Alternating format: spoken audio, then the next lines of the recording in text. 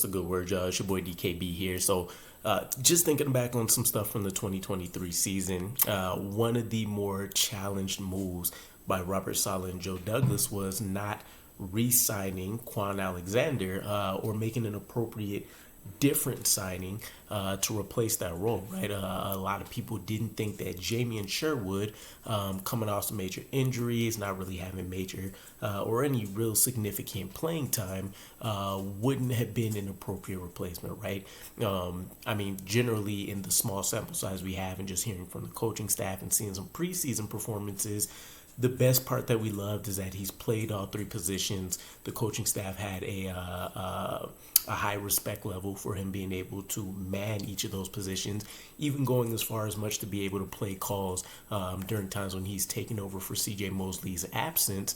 And then, of course, some of his athletic ability. But, I mean, outside of that, there wasn't overwhelming evidence to say that this should have been an immediate replacement, and yet Robert Saleh still decided this was a prudent move. Keep in mind, Kwon Alexander got signed to the Steelers for a very, very modest contract. Off the top of my head, I believe it was under like $3 million. So nothing crazy there. We definitely could have had him on our books. But if you take a look at this season, Jamien Sherwood actually seemed like a fairly adequate replacement, in my opinion. Now, you guys will see some of the stat comparisons here.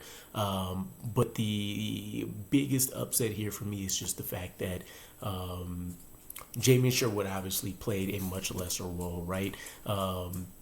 Weak side linebacker this year to make the most of his snaps. He did have some other things that impacted him getting on the field, right? Obviously, we played a lot more combo safety packages to make the most of Ashton Davis having a little bit more of a larger role with his improved performance this year.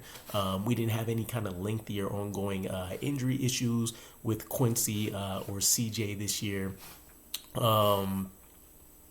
And then, of course, when Kwon Alexander was on the team, Quincy Williams was a little bit more of a boom or bust style linebacker, right? Lots of highs, lots of lows. He's been a lot more consistent and more so arcing on the high side of, having highlight plays and elite performances. So there's that going for him. But, I mean, overall, when you take a look at it, 17 games played for both of these guys. Jamien Sherwood obviously had a lot less starts during the season. Same pass deflections, forced fumbles. Didn't have a sack of any kind when Kwon Alexander did. The tackles aren't quite as there. Half as many tackles for losses for Jamien Sherwood. Again, I think the most difference that you see here is going to be in the quarterback pressure department here, which really isn't a focal point of our linebacker unit. So I can live with that. One of the other interesting things is kind of the pass coverage target ratio and stuff is obviously a much bigger sample size with Kwon Alexander, but one of the things that kind of stood out to me, and if you extrapolate it a little bit, I still think Jamien Sherwood potentially comes out a little bit better here. Kwon Alexander targeted essentially every 12.7 snaps, gave up a 70.5% completion rate. Jamien Sherwood obviously was targeted 5 times, gave up 5 catches, but he was targeted on 33.8% of his snaps. Now, again, a much smaller sample size, right? You're talking about a difference of about, almost 400 snaps or so here. But again, there was a lot of reasons for that difference. And again, if you kind of extrapolate the snaps, Jamien Sherwood's stats over those 400 additional snaps, you're talking about either an on-par performance or performing slightly better than a lot of what Kwon Alexander did. So one of the things that I think we've questioned essentially every year since Robert Saleh has been here, even though he's shown his defensive prowess, is we've questioned a lot of the defensive moves, right? Why keep Ashton Davis over a Trey Dean? Why promote Jamien Sherwood over re-signing Kwon Alexander? Why haven't you promoted Tanzel Smart into a bigger role when injuries have crept up? The Al Wood signing, right? Obviously, that was a different archetype, being a much heavier tackle than we normally care to have, not being a penetrator.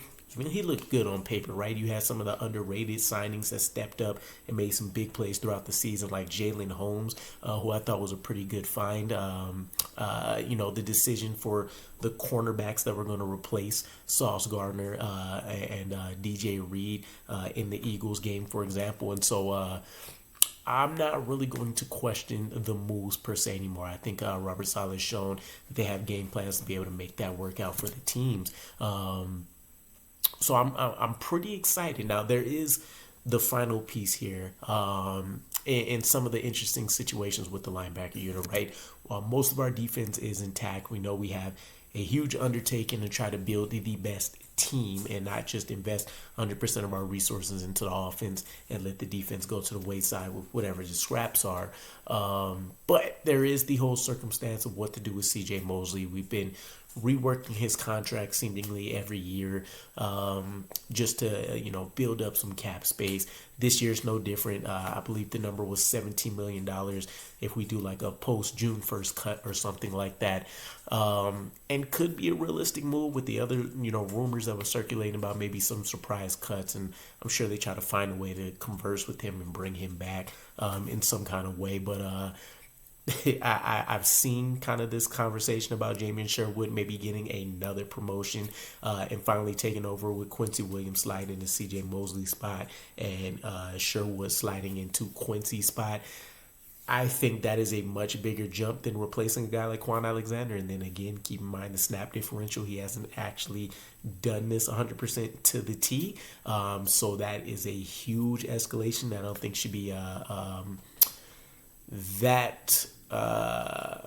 it just doesn't seem like a good idea to me, right? Plus, keep in mind, it seems like maybe Chaz Surratt is a little bit more of the internal favorite as a guy that can take on a bigger role at some point, maybe as soon as next year. So we'll see how that pans out. But ultimately, let me know what you guys think about Jamien Sherwood. At the bare minimum, it's at least somewhat of a successful safety to linebacker conversion story with a guy like him. And if he does take on a bigger role and succeed, then it just looks like another huge win for Joe Douglas and what has been a spotty draft class for him. But outside of that, looking forward to what you guys think, and I'll catch you again. Peace.